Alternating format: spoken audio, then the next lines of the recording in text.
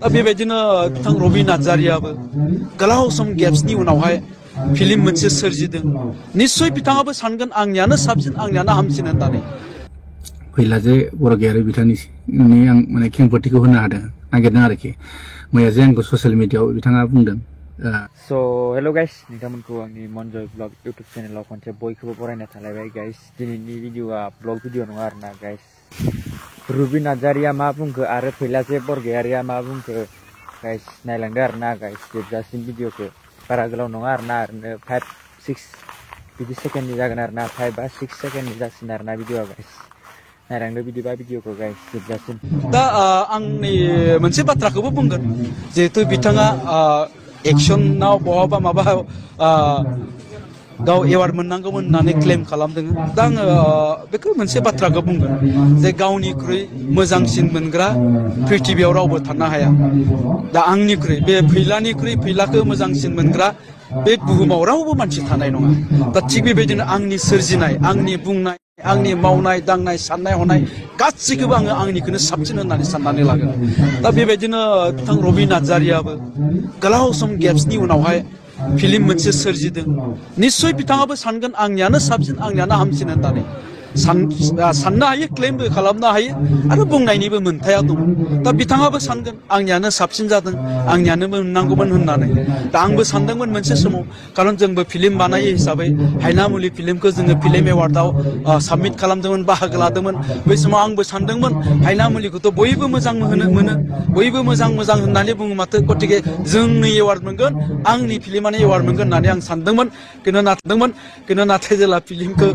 submit होखांनायनि उनावहाय मोनसेबो एवार्ड मोनाखिसै अब्लासो आंबो बुजिदों माथो आंनिख्रुइबो साबसिन खालामग्रा दङ फैला जे बर' गैयारि बिथांनि आं माने खेंफोरथिखौ होनो हादों नागिरदों आरोखि मैया जे आंखौ ससियेल मिडियाआव बिथाङा बुंदों न' डाउट आं जेबो सानाखै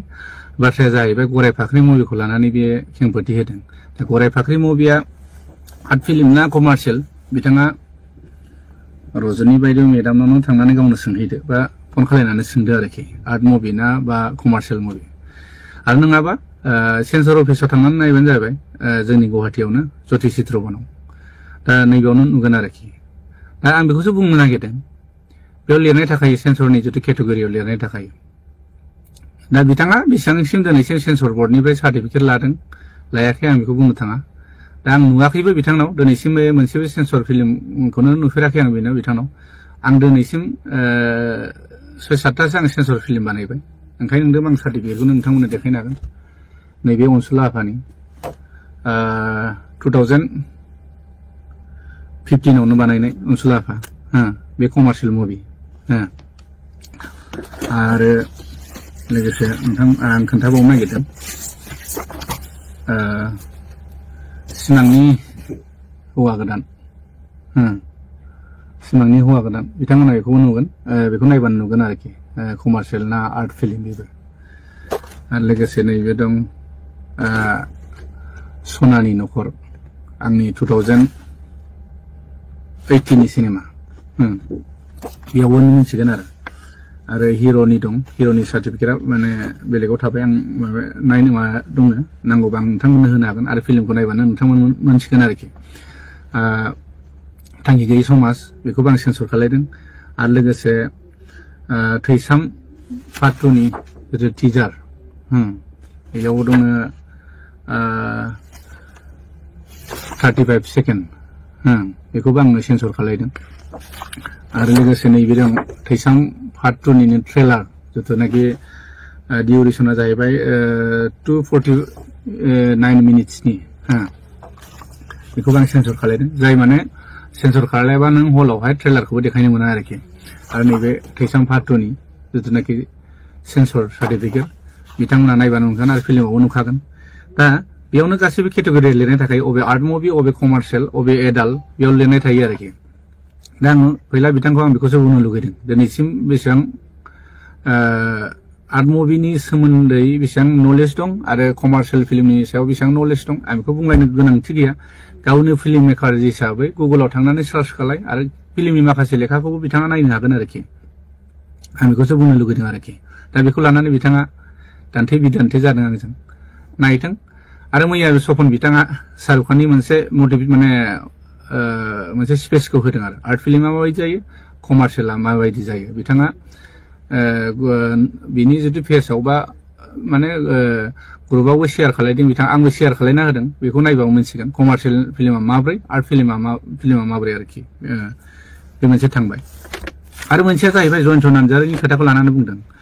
दा जयन्त नार्जारिखौबो बिथाङानो गावनो डिसिसन खालायनानै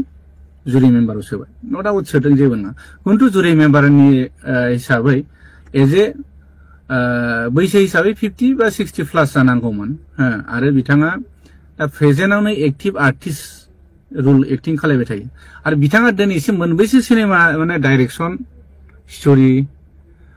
स्क्रिप्ट लिरदों आं बेखौ नुफेराखै खमसे खम मोनबा 6थासो डाइरेक्सन स्ट'रि नलेज थानाय जानांगोन आरोखि दा जों जिथु नुबाय जों जिथु फिल्मनि जिथु लेखाफोर थायो नालाय बेखौ जों फरायना मोनदों गुगोलाव सार्च खालायबा मोनगोन आरोखि आजिखालिथ' गुगोलाव थाजोबो दा गावनो हारसिं डिसिसन लाबाय बेखौबो सोबाय बेथ' जानाङामोन आरो बाथ्राया जाहैबाय आंनि दा थैसामथु मुभिनि जुदि बेस्ट डाइरेक्सननि जिथु आङो नमिनेट मोननांगौमोन बेखौ मोननाय मोननि खारना जाहैबाय आङो जिथुनाखि एवार्डनि साननैसो बा साननै सिगाङावनो आं मिन्थिबाय जे जुरि मेम्बारनिफ्रायनो खोथाया बेलेग आउट जानाय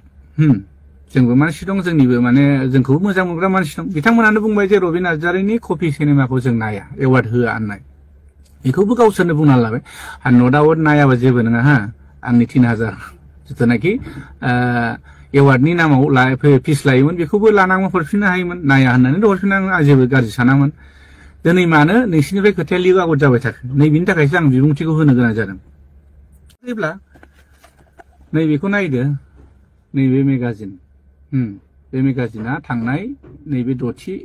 सेरेमनि एवार्डनि थाखाय बानायनाय आरोखि दा बेयावनो रोखा दं नै रायजोफोर नाय फैला MCLA सावथुनखौ नायदो नोंथांमोना बेयावनो नुबाय आरोखि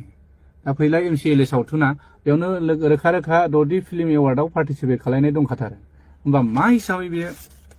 आंनि सिनेमाखौ आं पार्टिसिपेट खालायाखै होनो हागोन जेबो साना माने खोथाया बेहा बुंबानो जायो नालाय टेलेन्टेड मानसिनि आरो मटिभेसन होग्रा जायनाखि स्कुल कलेजाव बिथांखौ मटिभेसन खालायनो स्पेस होनो आरो बिबुंथि होनो माने लेंहरो नालाय आलासि हिसाबै बे हिसाबै बे थगायनाय मानायखौ जेबो साना माने बा माने जेबो साना आरो सोरखौबा मोसा लख्रा सैमा सोरबा बोरमा बे बुंनाया बेहा जेबो साना माने बिनि